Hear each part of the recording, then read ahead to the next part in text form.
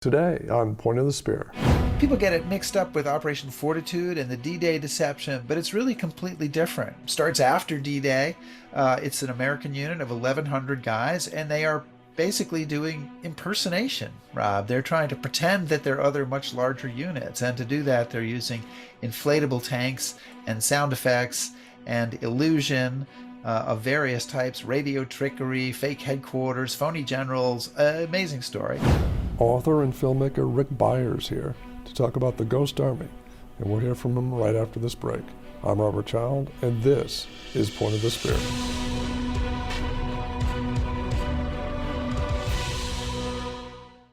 Welcome back.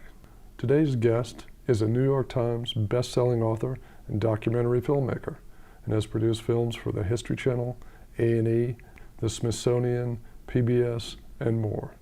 He's been on a mission to secure a coveted gold medal for a little-known American World War II unit, and the effort is called the Ghost Army Legacy Project. And author and filmmaker Rick Beyer joins us now. Rick, welcome to the show. Oh, it's so glad to be here, Rob. Thank you very much. And for our listeners, Rick and I have known each other for years because we've come from the trenches, the same trenches, the documentary film. The parallel tracks of World War II documentaries about little-known units, et cetera, et cetera. Oh, absolutely, yes. And for folks who don't know about the Ghost Project, the Ghost Army, this began as a documentary that released on PBS in 2013 and then became a New York Times best-selling book. Tell folks a little bit about the Ghost Army. Sure. So the unit at the heart of this, that I call the Ghost Army, that others call the Ghost Army, was officially called the 23rd Headquarters Special Troops. There's a boring mouthful of a name for you. But it was an amazing unit in World War II involved in deception, in battlefield deception, in trying to fool the Germans on the battlefields of Europe. People get it mixed up with Operation Fortitude and the D-Day deception, but it's really completely different. Starts after D-Day. It's an American unit of 1,100 guys, and they are basically doing impersonation, Rob. They're trying to pretend that they're other much larger units, and to do that they're using inflatable tanks and sound effects and illusion of various types, radio trickery, fake headquarters, phony generals. Amazing story. And they don't do it once or twice. They do it 21, 22 different times, starting about a week after D-Day and going until the end of the war. So that's the basic story of the unit that is the Ghost Army. The veterans from the Ghost Army, I was watching an interview earlier this morning with one of your veterans, and he mentioned that they had to keep it secret. It couldn't be revealed for years until after the war, until I think he said 1996. Is that true? Yeah, so the unit was classified, of course. You know, you've got a secret unit. You don't want people to know about it. And they kept it classified. They kept all the documents classified. Many of the soldiers were told not to talk about it for about 50 years after the war, until it was declassified finally in 1996. And interestingly, Rob, there was some leakage on that. It wasn't a perfect secrecy bubble. This little newspaper called the New York Times has an article, for example, about the Ghost Army in November 1945. There are a few others, but they then kind of shut it down. And in fact, it was very interesting because one of the guys in the unit who later worked in the Eisenhower White House, Fred Fox, he tried to get it declassified. Let's declassify the official history so I can write a book about this. And the Pentagon said no way. They didn't want to declassify it because basically they didn't mind a little leak here or there about, inflatable tanks, whatever, but they didn't want the details of how they carried out this deception against the Germans to fall into the hands of the Russians. They wanted to preserve that capability, in the possibility of the Cold War. I see. You've been with this project, obviously, since before 2013. Before dinosaurs were roaming the earth, yes. 2005 is when I started on this project. Yeah, that's similar to me with the Wereth 11 project. Sure. I started in 2009. But you've taken it from the film and the book, and it's grown into the Legacy Project. Tell us a little bit about that and what was the catalyst to create that Sure, right. So I made this documentary, which took 8 years to make the documentary, another couple of years to write the book that followed up after that. And, at that point, I guess I could have said I was done, but I felt like the job wasn't finished. I mean, I just had this nagging feeling that there was more to do. There was all this material out there, letters and documents and stuff that wasn't gathered in any one place. There weren't any markers on the battlefields in Europe where they carried out their deceptions. Mm. I really still felt like the unit had been under recognized, and so. With some like-minded folks, we started the Ghost Army Legacy Project as a nonprofit about 5 years ago. And I was just looking back before our interview at the goals of that when we set out to do it. And we've accomplished a bunch of them because we talked about trying to get the Congressional Gold Medal, and we're very close to that. We can talk more about that. Right. We have put up 2 historical markers in Europe, and we're trying to get a third one underway. And there's actually been several museum exhibits that we have been involved with, and we've built a pretty substantial Ghost Army archive that we then donated to the National World War II Museum in New Orleans. So those are the kinds of things that I felt like needed to be done, and we've gotten a lot of them done. The name of the organization is Ghost Army Legacy Project, so it's about legacy, it's about remembering, Right. and it also has the word project in it because we didn't perceive this, and I still don't perceive this as like a organization that's going to be around forever, but it was trying to accomplish these goals to remember the unit and kind of set it a little bit more firmly in U.S. historical memory so that it would be there for people in the future to kind of discover and be amazed by. I see. You mentioned the National World War II Museum, and you have a traveling exhibit with them coming up. Is it next year? When does that launch? Well, so the World War II Museum exhibit actually already played out as a temporary exhibit at the World War II Museum. That was last year, but it's on the move, as you mentioned, and it's coming to Chicago in June to the Illinois Holocaust Museum. And then I think in March of next year, it goes to the Nevada Art Museum in Reno, Nevada. Now, Rob, you may say, wait a minute. Okay, Rick, what kind of exhibit can be at a World War II museum and a Holocaust museum and an art museum? And that would be the Ghost Army, Rob, because one of the aspects of the story that if you've watched the film or if you read the book or frankly, if you look at our website, comes up pretty quickly, is a bunch of guys in this unit were artists and they painted Right. and sketched their way through the battlefields of Europe. And some of them went on to become famous, like Ellsworth Kelly, famous minimalist artist, or Bill Blass, Mm. not so famous now as he used to be, but really famous in the 80s as a fashion designer. And so that's probably why the Nevada Museum of Art is interested in it. But it's going to those 2 museums. And then we're not sure after that where it's headed. It's up there on the World War II Museum website with all the rental information and everything. So Yeah. if you're a Uh, museum curator listening in, yeah, go get the Ghost Army museum exhibit for 20 sometime in 2022, 2023. well, that could be a potential tie-in to a potential movie. I know a couple years ago the book was optioned, and Hollywood is very fickle. And I understand that a very uh, prominent director is involved. Tell us about where it stands, the Hollywood version of the story. Oh, it's a sad tale, Rob. Yeah, it was optioned about 5 years ago. Really, it was right around the time the book came out. So I guess that's, yeah, 5, 6 years ago. And great progress was made. We were very excited. Screenplay was written, then somebody else wrote a different screenwriter wrote a second screenplay for the studio. Universal Studios was involved. Andrew Lazar, the producer of American Sniper and a few other, small movies, and and then they got Ben Affleck to agree to direct and star in it. And there was a point, I've lost track now, I would say 2 years ago or so, where I I met with Ben Affleck. Ben Affleck was like gung ho on the project. I thought we were going to be going into production in a few weeks or months at that point.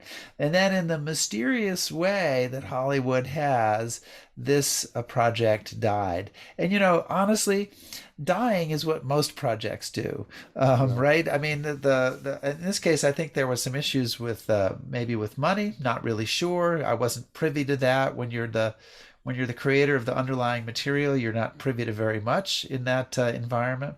And then suddenly the studio decided to let go of the option, and then suddenly COVID hit, and so but as I say often when I talk about this, if you're familiar with the movie The Princess Bride, Hmm.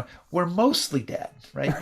We're not all dead, right? Because if you're all dead, as Billy Crystal said, all you can do is go through the pockets and look for loose change. But when you're mostly dead, there's hope, and there's still hope on this. There's a lot of people. I still get inquiries from folks in Hollywood, and especially as we've gotten a lot of attention for our effort on the Congressional Gold Medal and other stuff. Gosh darn it, this is too good a story. Somebody will make a movie out of it eventually, or a series. I can't believe that it won't happen at some point. Whether you or I are still alive at that point is a whole different question. But it's a good story. It'll happen someday, and we're also thinking about making a podcast out of just the Ghost Army story. So that's something else that's kind of been percolating, and we'll see how that goes. I hope you're enjoying this episode. We've got some great guests coming up in December. The book is called Blood and Iron, The Rise and Fall of the German Empire, 1871 to 1918, and author Katja Hoyer joins us now. It's exactly 150 years ago this year, the creation of Germany in 1871, and so little debate was had about the fact that this made a huge impact on Europe and the world, obviously in lots of negative ways, but also lots of positive ways, and I think it deserves as many conversations as we can have about that. His book is called Men Will Come, A History of the 314th Troop Carrier Group, 1942 to 1945, and retired Air Force Colonel and author Mark Vlahos joins us now. There's so much written about, the 8th Air Force and the bomber crews, but the troop carrier men, who wore this patch, Right. the airborne troop carrier patch, and the glider pilots, who dropped their paratroopers and flew aeromedically back in combat resupply missions. Most people there's not much written about them, so I felt I needed to fill this void in history. His book is called Island Infernos, The U.S. Army's Pacific War Odyssey, 1944, and author John McManus joins us now. One of the things that had really occurred to me over the years is that one of the last kind of unexplored aspects of World War II from an American standpoint was the Army's experience in the Pacific. I noticed that there was this kind of mythology or sort of misconception, maybe is a better word, all these years later, that when it came to the ground fighting in the Pacific, that the Marines had really done the ground fighting, the Navy did everything else, and the Army focused on Europe, and that couldn't have been more untrue. I hope you can join me for these guests and more every Wednesday morning. Point of the Spear. Well, I know there's a Band of Brothers podcast that was just created. Everything is a podcast now. Yes, Rob. everything's Is a podcast. But I mean, I do think that people are interested in narrative story podcasts, and so I think in addition to interview podcasts like this one, and so I think that's something that I want to take a look at, and we'll see where the future goes on that. Yeah, I do too. Just a quick follow-up to the potential movie. When you were involved with the creative discussions as a creator, how much input were you going to have on the script? Or was it something that you said, just close your eyes and hope you do? Think of England. Yeah, well, I mean, if you had said control, I would say zero. Because, and people ask about that. Well, how much control would you have over the movie? And I would say I would have zero control over a movie, because they don't, no Hollywood studio in its right mind that it wants to spend, 40, 50, 60 million dollars on a movie wants to give some documentary filmmaker in Chicago creative control of any part of that. Input, I had quite a bit of input. When the first screenwriter who wrote a screenplay, a wonderful person named Henry Gaden, and Henry also wrote not too similar, but he wrote the screenplay for Shazam and the new movie Shazam 2 that's coming out. Not exactly like the Ghost Army, but actually there are some similarities. The Ghost Army, they were superheroes too in their own way. And he and I spent many, many hours on the phone. I mean, obviously, I sent him, in addition to the book, I sent him all the original interviews that I'd done.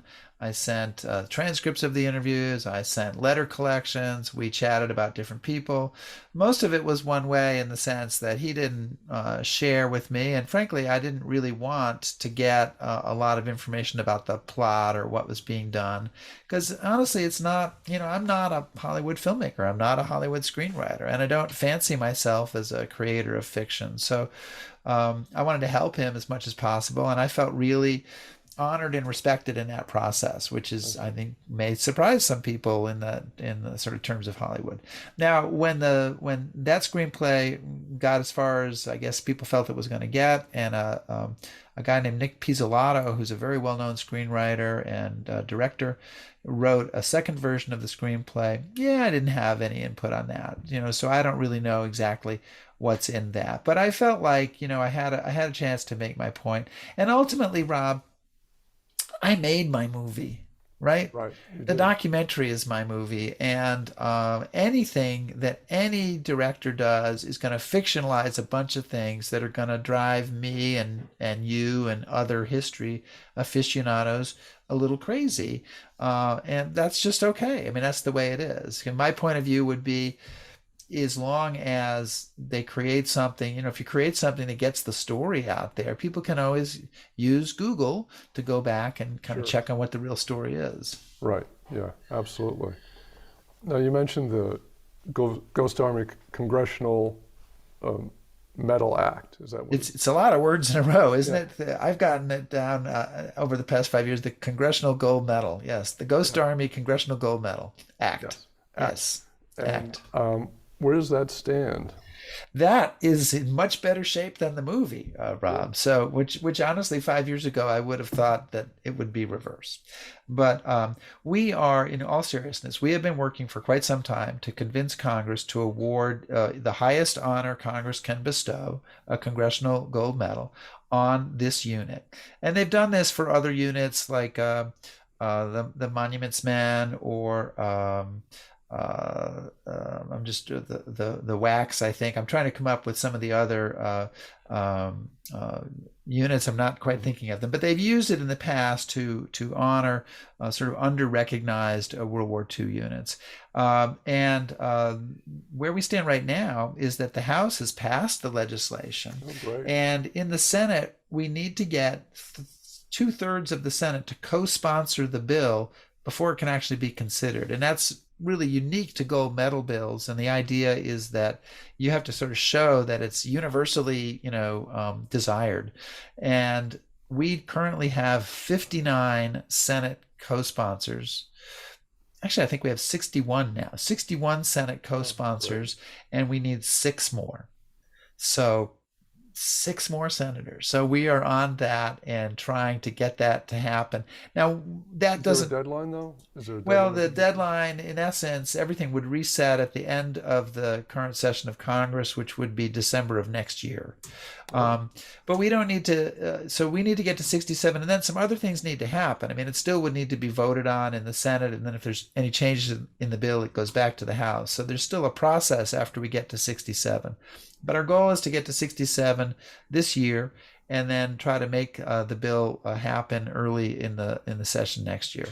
Knock on wood, I think we're in a good position, and we just need to. We have lots of people working on this. I'm not alone. We've got family members. We've got people inspired by the unit. I've got teenage kids who've done National History Day projects on the Ghost Army who become inspired by it.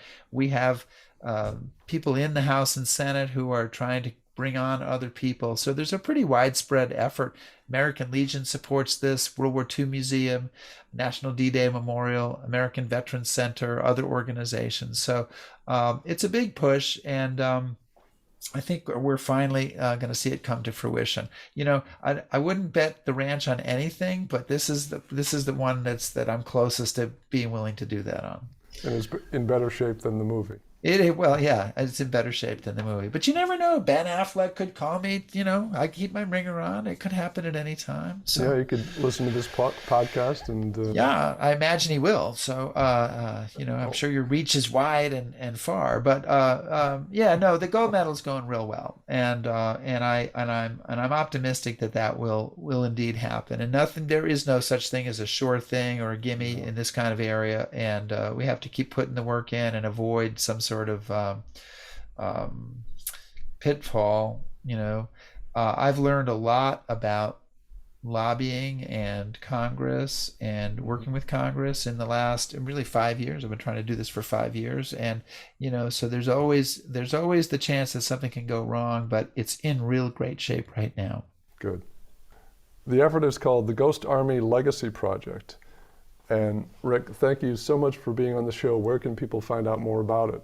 Oh, I'm so happy to have the chance to talk about it, Rob. And people can find out more about our efforts and about this unit at ghostarmy.org and dig in. There's lots of great stuff there. We've just touched on the tip of it today. Believe me, there's lots more to this story. Great. Thank you, sir. My pleasure. That's it for this episode. Thanks again for joining me. Next time, my guest will be esteemed military historian and author John McManus. One of the things that had really occurred to me over the years is that one of the last kind of unexplored aspects of World War II from an American standpoint was the Army's experience in the Pacific. I noticed that there was this kind of mythology or sort of misconception, maybe is a better word, all these years later, that when it came to the ground fighting in the Pacific, that the Marines had really done the ground fighting, the Navy did everything else, and the Army focused on Europe, and that couldn't have been more untrue. That's next time. And if you like what you hear, leave a review or a rating or just click the follow button. You can find me on Twitter @RobChild, where you can share your comments about the show. I'm Robert Child, and this has been Point of the Spear. Music licensed from audioblocks.com. Point of the Spear is produced by RSC Media Group.